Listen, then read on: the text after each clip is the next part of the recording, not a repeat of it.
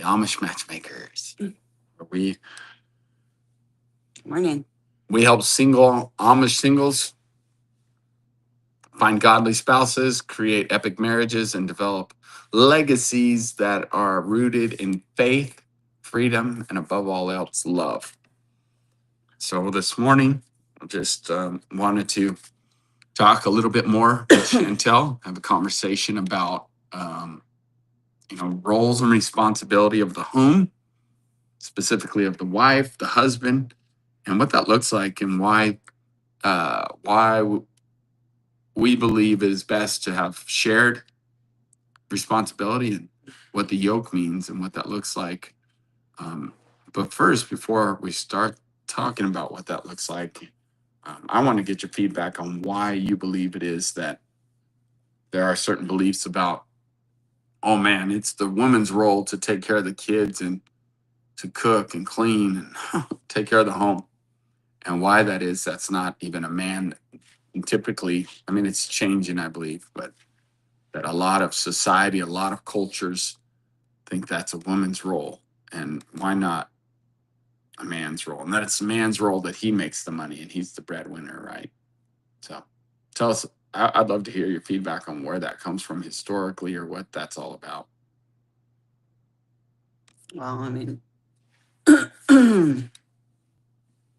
I think obviously we have to look at history going back to, biblical times, even where that was kind of the norm too. You know what I mean? I think it's been eons more for like the men, even the hunter gatherer days, right? Like the men would go out and hunt and bring food back. So that's the men's way of going out and hunting, is going to work and then bringing food back. But I think the misconception is that that's the only place for a woman, and I think the deep dive we did on Proverbs 31, Yes, super good. I talked about that. was, kind of a clearer picture of like, we're not solely just, in the home, taking care of the kids. We're also a part of the bringing things back to the home. How are we doing that, right? The ways that we contribute to even the provision of the household there's much more to do with that than, what the typical perception of the roles are. Yeah. And there's so much judgment too, because of, historically, the women sort of being seen as lesser than the man, uh, in that sense, right? The misunderstanding of what a helper is. Yeah, true. The perception of that being less than then has caused centuries of oppression for women, where they're not living in their fullest design, even how God sees us, how God created us, and what he designed us for.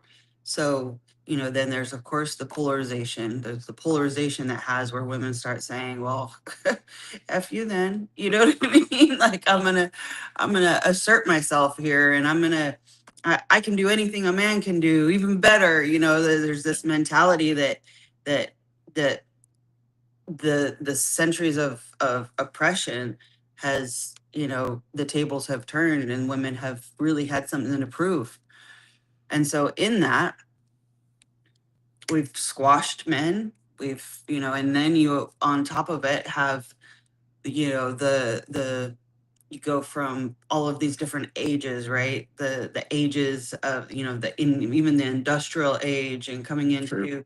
now we have the technology age, where our men, have sort of, I don't want to say feminized, but they've weakened in a sense of, the hard work that has happened from the hunter gatherer days to the warriors to, Yeah. I mean, now the only warriors we have are military, which, and they go through immense training, but it's not the whole population like it once was of men, right? Where the testosterone is being filled in that sense. And so then you have women going to work, men working from home on a computer and taking care of the home. I mean, there's so much role reversal.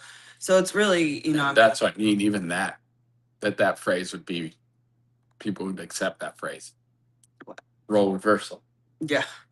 I mean, like, how did that come about, right? Right. And I even, it's interesting because we have a training about the 4 faces, right? That God chose certain faces to represent himself. And even the lion. But when we study the lion, that's crazy because the lioness role is the hunter-gatherer, right? Right. So in the lion, the pride of the lion, the male lion is the protector, right? This is the territorial, the protector of the pride, but the women, the female lions hunt for the food.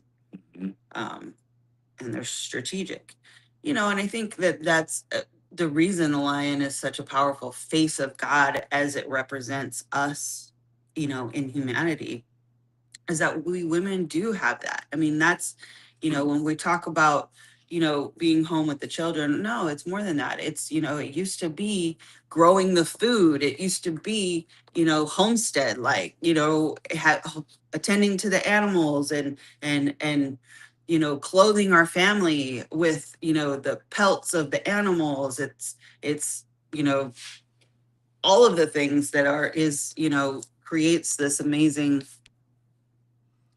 provision for our home. Yeah, I agree. And if you think back, it used to be where the home actually was the income. Right. The things you did in the home, you were able to trade. Mm-hmm. Before there was money, there was trading of goods and like, I mean, and it had to do with, okay, I grow the vegetables, then we go trade it for the meat with someone else who's tanning animals and slaughtering cows, right? Each home had a different benefit, and then they would trade. So it was a shared responsibility, even if you think about the food and and so again, it's really strange how then we've got this whole thing about roles that have gotten confused, where God has called us to be yoked together and not unequally yoked. It was fascinating. Last night, speaking to Lester, he said that when they were horse and buggy, that he was a lot of times would yoke up two horses together, because where they went to church every Sunday, it was 15 miles away, and to lessen the load and equalize it and make it easier for the horses, he would do 2 of them because it was so far away for them. I mean, it sounds strange, right? 15 miles being so far away. But for one horse, that's a lot of work. Yeah. Pulling his family. Especially when you have a big family. Yeah. And so it's the weight. But again, when we recognize that, he would say too, there were certain things he would do to get them in sync. Because even though there's a yoke, you could be out of sync. And he talked about unequally yoked in a practical sense. And I thought it was super fascinating that he had one horse that would just pull, and the other horse would just let it. And it would take off. And he would have to actually cause it to carry a little bit more of the load to tire it out a little bit, so he'd get the 2 horses into synchronicity. It was really fascinating. So it's like when you think about the yoke, it helps you to go in the same direction, helps you to get in sync, and it helps to equalize the load, the weight. And so we often hear of couples and families and even men when they're dating, right? They're expecting the girl to always reach out to them. Boys, I should say, not men. They're expecting the women to do the pursuing. We've got this, and even that, the role reversal.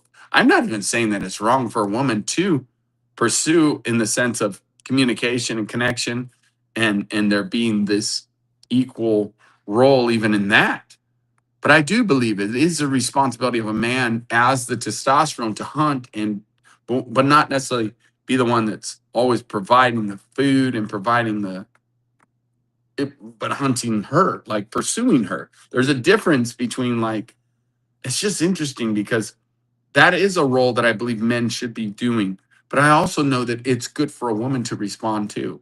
as well, and to Yeah. also then So I think that's where we have these problems, is that there's this expectation. I mean, because I hear it from women all the time. It's the same thing I hear from women that are like, I just want him to lead. I want him to lead our family. I want him to lead in this, lead in that, lead in this, lead in that. And then it's the pressure for the men, in those scenarios, that they just fold, and they feel like they're nagged all the time and those kind of things. So Sure. it's whereas it's okay also for a woman to design how the household is run, because it's her, her domain, but also that then he can lead in that, right? Like, if we create it just has to do with, being a team. I mean, going back to, that yoke, that it's not always just one role or the other in general. well, and I think too, it's like a powerful thing that we're getting into this morning is how important then planning is. Yeah. Planning together, because when you fail to plan, you plan to fail. Well, that is true in the home as well, and the roles and responsibilities. Deciding this week, my role and responsibility may shift. She's taking on more responsibility at work or things at work, and so then can I take on some responsibility in the home, or can I do a little bit of extra? Can I mentioned this morning, fold the clothes. Oh my goodness, imagine that, a man folding clothes. Like, it's so strange how we have these these perspectives in our mind. Even that, it's interesting again how even in the dating world, how then men have lost sight of the fact that I should be asking her on a date. We've got this strange thing where I see in the younger generation now, where the girls are the ones setting up the dates. The girls are communicating with the guys first and reaching out to them, and the guys are playing video games. I mean, that's been around for a lot of years, but I'm just saying the reality of that is like he's caught up in that and not really pursuing her and being committed to her and connecting with her in that fashion of texting, calling, reaching out, and really being committed to the process of pursuing her. And then, of course, it gets worse in marriage. Like, if you're not doing it in the dating portion, it's really hard then to create that discipline in being engaged, going steady, being committed, and then marriage. Like, so I don't know. It's interesting how part of it is the plan. What are we doing to plan together? What are we doing to get in synchronicity? It's designing it. It doesn't just happen naturally. I think that's the thing that I want to really reiterate. You have to create this yoke. It doesn't just happen. Well, and I think it goes back to identity, right? Very good. Very true. It goes back to identity. It goes back to knowing who you are and what you contribute to the team. Because once it's kind of like, if you're on a team, like, let's say team sports, right? You're on a team, but the coach kind of keeps you on the bench, and then all of a sudden he puts you in, but he hasn't given you the directive or the role. Then you kind of like, okay, well, I don't know what to do. Mm-hmm. Right? So if we're not communicating and understanding what our roles are and how our skills and talents best we bring to the table, Yeah. as a team, as a family, then that's where the expectations fall short. That's when people feel like they're not enough, right? Those tape recorders that get played of the identity that's challenged. And growing together is a key element too. Mm-hmm. We want to be contributors to the marriage, to the relationship. We want to grow, we want to learn. And if we're not, we're dying, right? Really, that's the reality. If we're not growing, we're dying. And so it's crazy how people think that's not true in marriage and in the relationship. I need to be learning about her. I need to be learning about how I can improve this relationship, how I can bless her more, and what does bless her.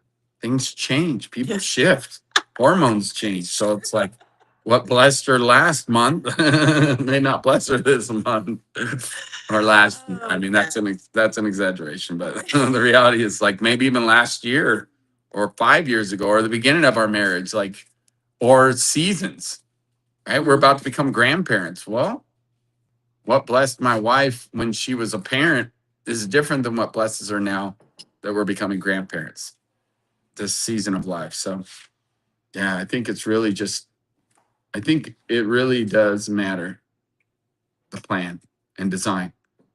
If you're designing your life together, you're going to have a better chance of syncing up and having the yoke.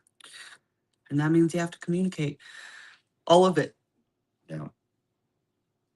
Yes. About to yawn. I know. About to make me yawn because you're about to yawn. I can feel it. Thank you for doing this with me. I love you. Appreciate you. Now we're going to jump off and do some GWs. And I wish you the best day ever. We'll see you tomorrow. Have a great day. Bye. And don't forget to subscribe, subscribe, and hit the notification bell. So when we go live, you'll get that notification. We'll keep creating good content for you. Thank you. God bless.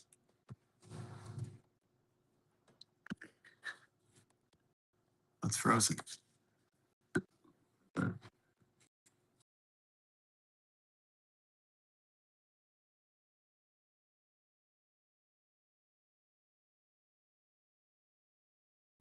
Okay, it ended.